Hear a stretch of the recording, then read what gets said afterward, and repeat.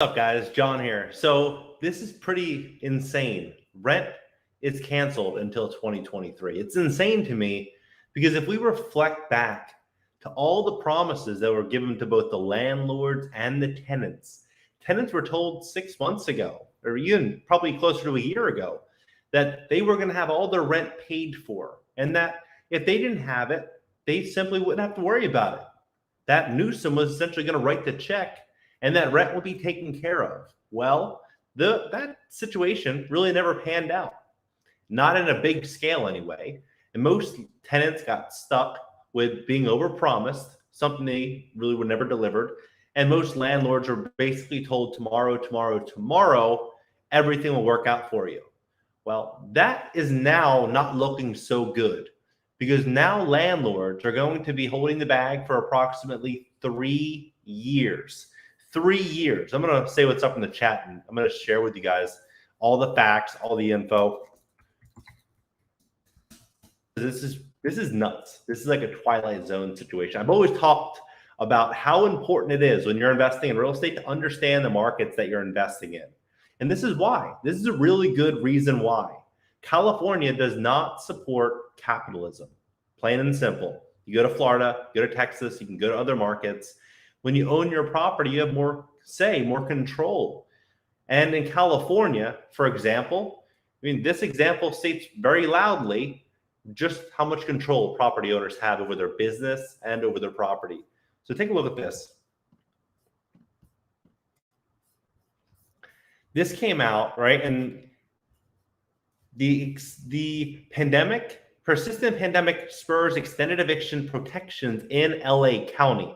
So in LA County, despite vehement opposition from one of its members, the Los Angeles County Board of Supervisors voted Tuesday to extend eviction protections for many pandemic-impacted tenants in unincorporated areas through the end of the year.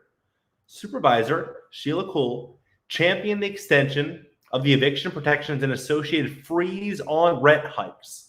So if you bought a property in Los Angeles for the last year or two, thinking that rents are going to continue to move upward, what's essentially happening is your carrying costs are moving upward, your utility costs are moving upward, but your rents are not going to be moving upward. They're going to stay the same.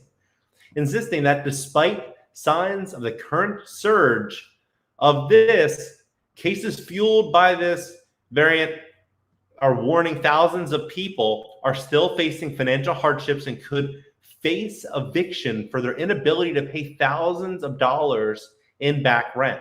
That's another thing, a very clear thing that I think all of us need to understand, because they talk very heavily about how tenants are going to pay, right? How tenants are going to be able to pay. Looking at this just with taking no position, how could a tenant pay if they owe a year or 2 years in back rent and rent is $2,000 a month? How many people do you know that have $30,000 or $40,000 in their pocket that they're willing to hand over to a landlord? Not many, not many. I'm very happy to see that businesses reopening and people are going back to work, Poole said, but the 250,000 people who became infected in the last 7 days most likely do not have sick leave. And so when they have to quarantine in a home or place that they count on to be able to sleep and try to get well, they are not earning money because they're not being paid for being sick. This is happening to hundreds of thousands of residents every week. But the extension met with ear. Supervisor Kathleen Barger, who cast the sole vote against the move and said landlords have suffered enough financial harm, sometimes by tenants taking advantage of the eviction moratorium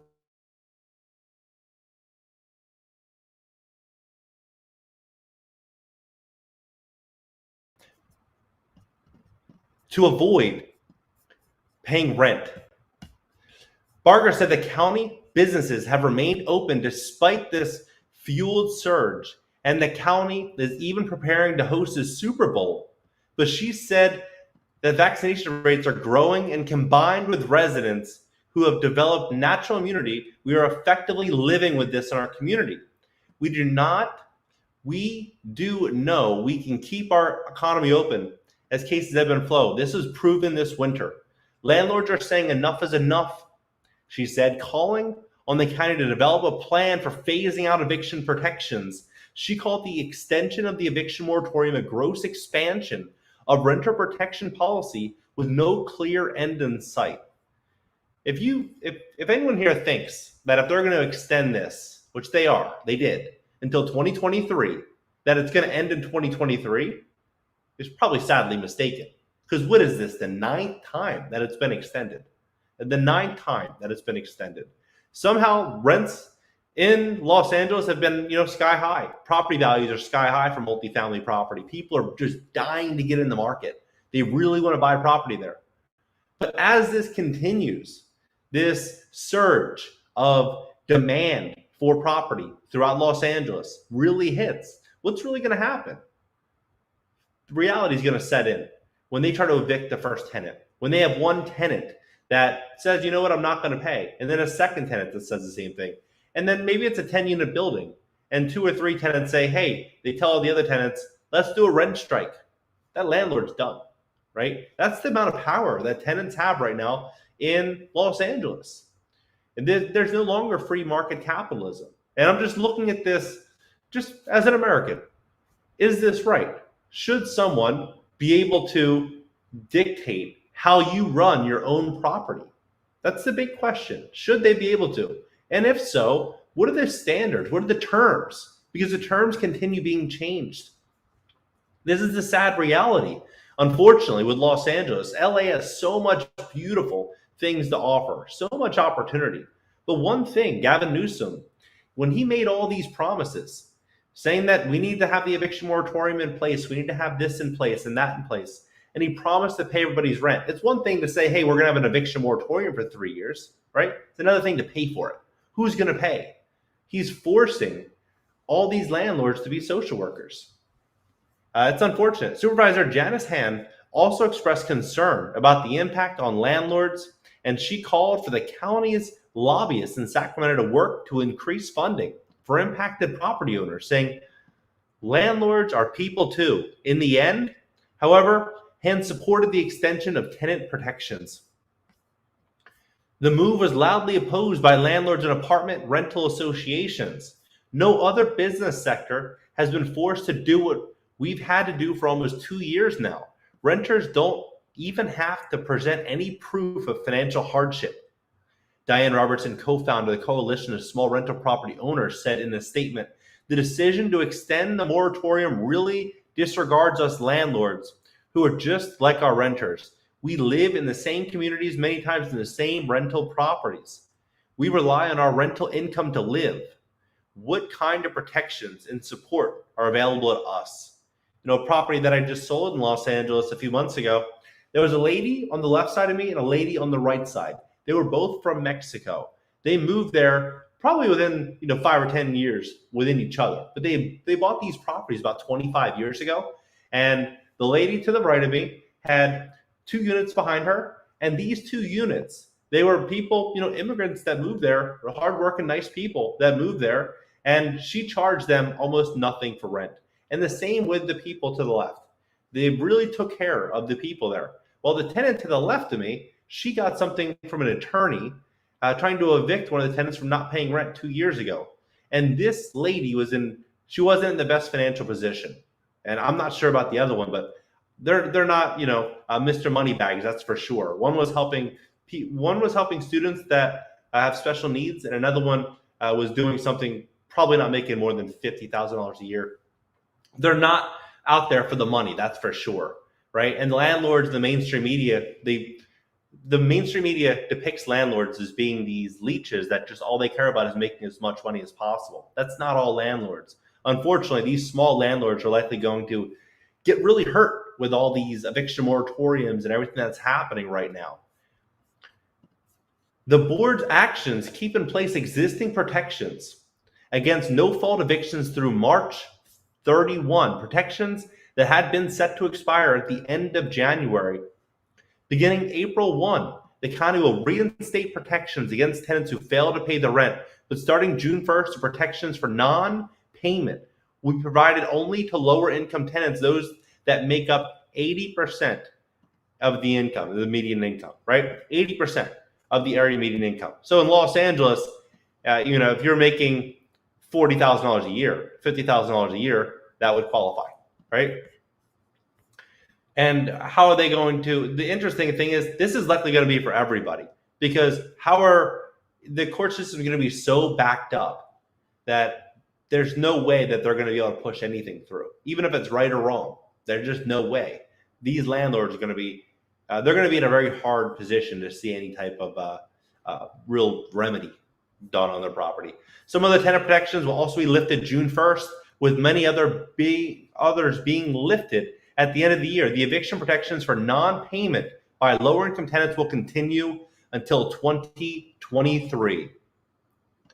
The eviction protections for non-payment of lower income tenants will continue until June 2023. So you mark that on your calendar, right?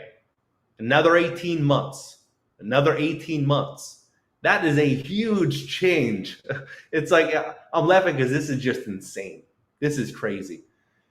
The protections before were every 30 days, every 60 days. They'd move the needle just a little bit, right? Now they're just saying, we're going to move it 18 months, right? It's like, this is crazy. But then you look at Newsom. He just came out. I've talked about this a couple times, but in case you didn't hear about it, he came out saying, hey, a lot of small landlords are happy to sell their properties to us. We just purchased 5,000 doors in the last 6 months, or it might have actually been 6,000 doors in the last 5 months. I think that was it, 6,000 doors in the last 5 months. And he announced that about 2 months ago. What do you think this is going to do to the state of California's real estate portfolio? It's a big question, right? They're sitting on all this money from rent relief, a lot of it which didn't get dispersed. I think they dispersed some estimates are 2% of all the money, and then another estimate was as much as 8%. But it's probably closer to that 2% if I had to guess, somewhere probably in that 2 to 5%, realistically. And what are they going to do with the other 95%? It's a big question, right? I guess time will tell. After the board voted 4-1 to approve the extension, Barger introduced a motion asking for a report in 2 weeks on the feasibility of the county's forgiving or postponing property tax payments on rental properties for which a landlord did not receive rent due to the county's eviction moratorium. So look, this is how they're planning to extend this, or how they're planning to make this right. Forgiving or postponing property tax payments. Do you know how police officers are funded? Do you know how schools are funded? Street services, garbage collections, all jobs, all government jobs in the area, parking regulations, everything for the most part is supported through property tax revenue. Now, if you look at the crime surge in LA, I mean, there was a gang member that came out, I think he went on Fox News or CNN or one of the major outlets saying, hey, even now, I'm telling you, it's not safe to be here. Like a criminal, a gang member telling you, hey, I probably wouldn't even want to be here. He's telling you this, and this is when the police department's funded. If they start removing funding for property tax, LA is going to be, it's going to be unrecognizable. The board eventually approved the motion asking for the report, although Supervisor Hilda Solis said the county has previously been advised that it cannot legally waive property tax payments, only penalties and fees. But it would not surprise me if this is where they try to move it, right? We'll see. Only penalties and fees assessed due to late payments. So they mentioned it here, and then it came out on Google as well. They posted it. Eviction Moratorium Los Angeles came out 2 days ago. Santa Clarita, right? I'm on the board. So despite strong opposition, same thing. Let's listen to this. Hold on one sec. I'm going to take the mic off so you guys can hear this.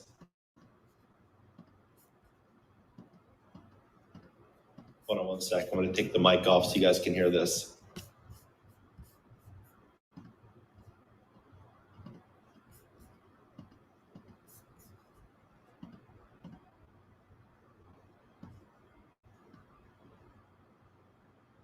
Do you guys hear it?